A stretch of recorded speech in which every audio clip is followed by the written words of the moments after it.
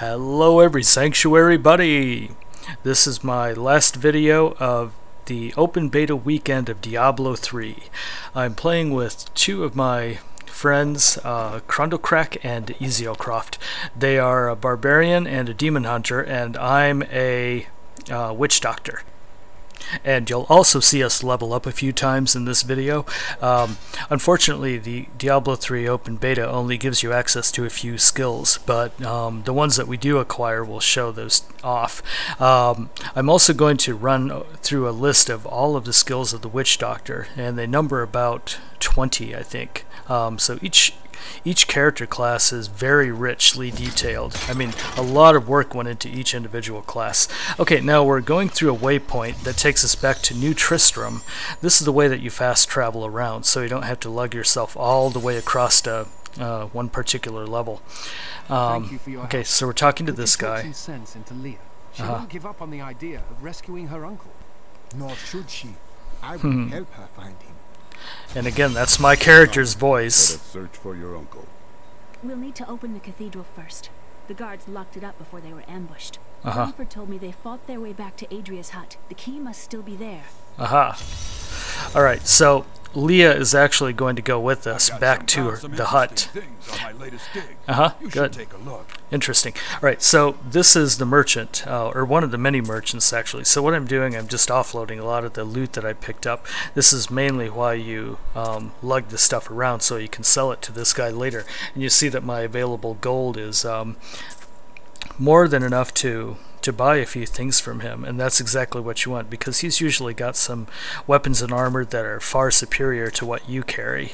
I think the best loot you'll still find on, in the field, like in dungeons or in cathedrals or catacombs. And let's see what I can't remember exactly what I gave him. And you can also manipulate your inventory within your own character, even while you're in the merchant's menu.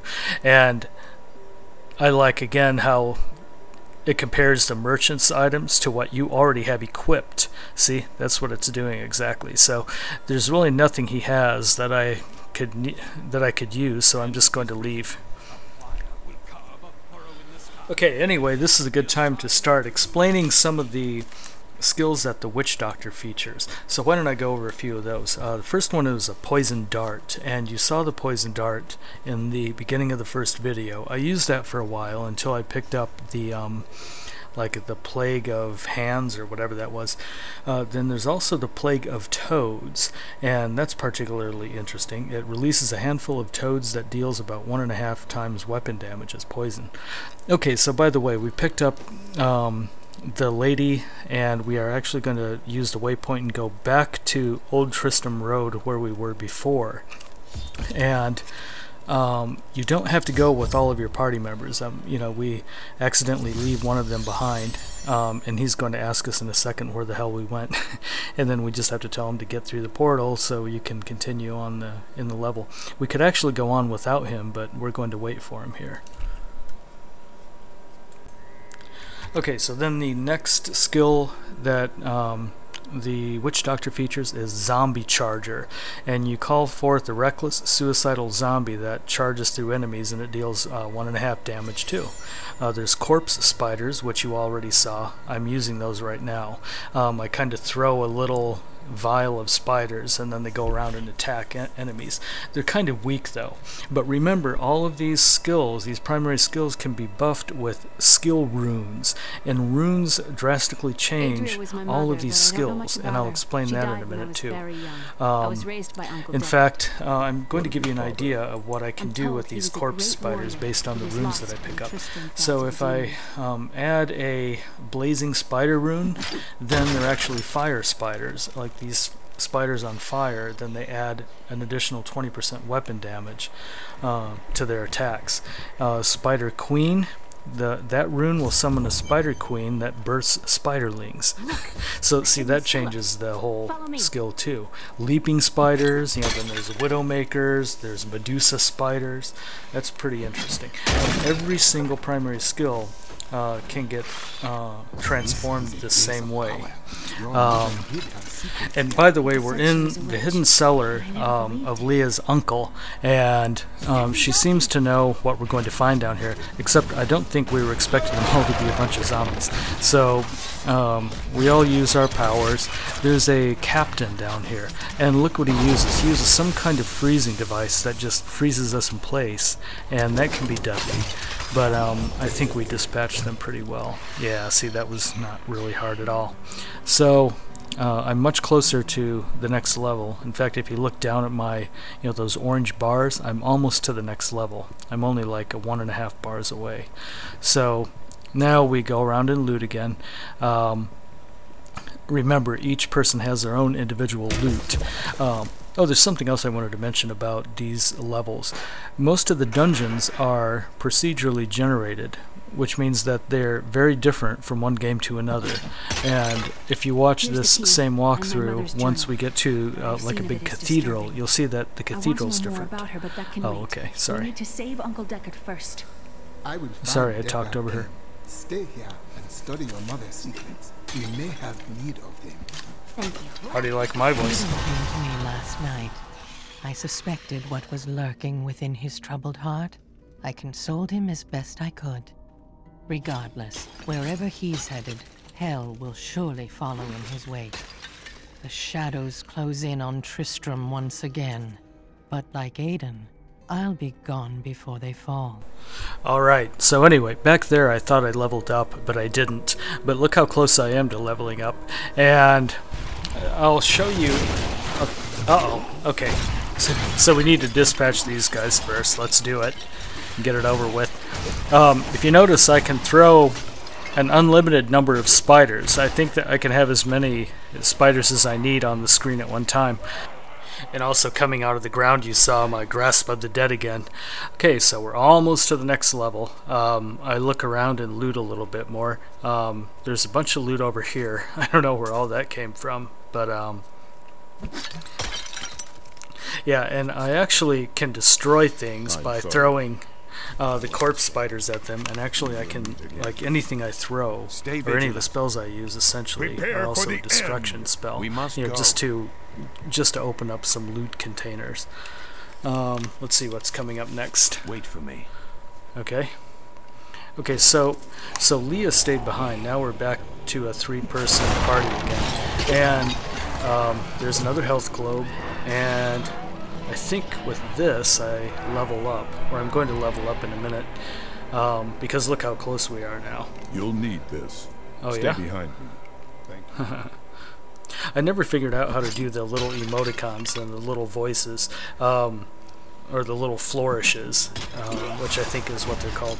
There's my Grasp of the Dead to slow down the enemies again. And there's my level 4. So that unlocks the zombie dogs, and I'll show you how to equip those in a minute. So I just have to tell my party to wait a second while I equip this new skill. We don't necessarily all level up at the same time. It depends on what we hit and what we don't hit. We're all leveling up roughly at the same rate, but not right at the same time. Alright, so here's the zombie dogs. Now, here's my primary skills. It's not there, and I thought it was going to be in the secondary skill. You see the fire bats there. Well, there, it's in the defensive spells. Summon zombie dogs. And the spells automatically go into the appropriate slot, so that you don't have to manage your hotkeys. There they are. And pretty fierce, and they work out pretty well, and they stick around for like 60 seconds.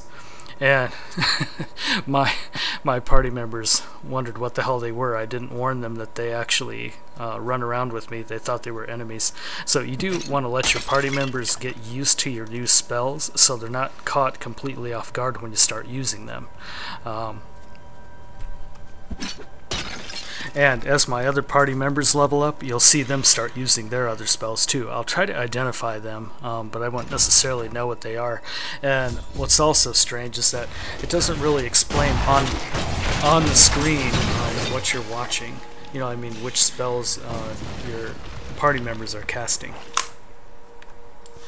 Okay, so now we're ready to drop down into the cathedral. This is going to be randomly generated, but based on certain procedural rules. You'll notice that if you watched this sequence in other videos, it's a different cathedral. I mean, you know, the assets look roughly the same, except the layout is going to be a bit different. And remember, there's so many things that are destructible in each level. You just have to go around and make sure you're opening up all of the loot containers. Okay, here we go. Our first little horde. You can hit these these chandelier chains and try to drop them on top of enemies. It doesn't always work very well, so you have to time it just right. And something else I've noticed that's kind of annoying are these pop-ups that keep happening, and I wonder if there's a better way to manage these.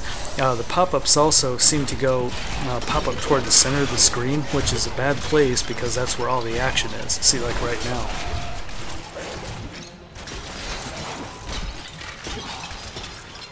Oh, something else I wanted to point out are these records and achievements, like right there. They'll flash on your screen for a moment or two, and those are kind of fun if you're an achievement hunter, but I'm not really too much, so I don't really care about that. Okay, there's some carrion bats, and we're going to be dealing with a lot of those. I think the spiders can't hurt the bats because they're flying, so I should have actually switched to some other weapon or other skill. You do have to be careful about what you're using because not all of your skills are effective against all of these monsters, so be mindful of and you can see on screen like what's damaging the monsters the best, and you can also turn on enemy health bars too. That's an option in the menu, configuration menu. There, see, this kind of stuff you can loot too. You're not always going to find loot in these destructible objects, but try to destroy everything because that way you can rack up gold pretty fast. Okay, here's another grotesque who's going to turn into a bunch of little eels or whatever those are. It's pretty gross. And the best way to deal with those is to dispatch like a whole horde of your own monsters, like the zombie dogs or the spiders would be good against those eels that, or the little worms that fall out of him when he dies. Well, anyway, why don't I go over a few more of the spells of the Witch Doctor. There's fire bats, which you saw earlier, as an option, but it was grayed out. It's a swarm of fiery bats that burn enemies in front of you for 1.3 times damage. There's a fire bomb skill where you can lob an explosive skull that explodes at your enemies and deals 1.3 times damage. There's a locust swarm, there's an acid cloud, and a wall of zombies, and that's the one that I'm looking forward to the most. A line of zombies emerge from the ground attacking nearby enemies for 40% damage for 5 seconds. And that's just this one realm, the physical realm of spells. There's the spirit realm, and that includes Haunt, Horrify, Spirit Walk, Soul Harvest, and you can guess what that does. There's a Spirit Barrage, and then there's Mass Confusion. And that incites paranoia in enemies, causing some to fight for you for 8 seconds. And that sounds fun. And then the command, like the defensive spells, are like Zombie Dogs, Grasp of the Dead, which you've seen. Yeah, in fact, it's on the screen right now. Grasp of the Dead. And then, this is my all-time favorite. I can't wait to try this out. It's called Hex, and you summon a fetish shaman for 8 seconds that hexes enemies into chickens. So you'll have a bunch of chickens walking around where the enemies were, and the hexed enemies are unable to perform offensive actions and take 20% additional damage. I cannot wait for that one. I'm just going to go haywire and turn everything into a bunch of chickens. There's also Sacrifice, where all of your zombie dogs explode, each dealing double damage. See, so some skills work on against other skills. There's a Gargantuan spell, summon a large zombie. There's Big Bad Voodoo, summon a fetish, which is a type of monster, or like a kind of like a summoned creature, to begin a ritual dance that increases the attack, casting, and movement speeds of all your allies. And finally there's this fetish army, which summons a whole army of fetishes to fight by your side for 20 seconds. So the Witch Doctor in itself is very interesting. You know, you can imagine there's also a bunch of passive skills that I haven't even mentioned. There's like 15 of those. Good God. And that's just one player class. You know, there are 4 others that are just as detailed, and unfortunately I can't go into which skills belong to which class right now, but at least I gave you a taste of what the Witch Doctor can do. Alright, and this is the point where we decide to call it a day. And there, now this takes us back into the main screen. You can see my Abysnapula Witch Doctor character.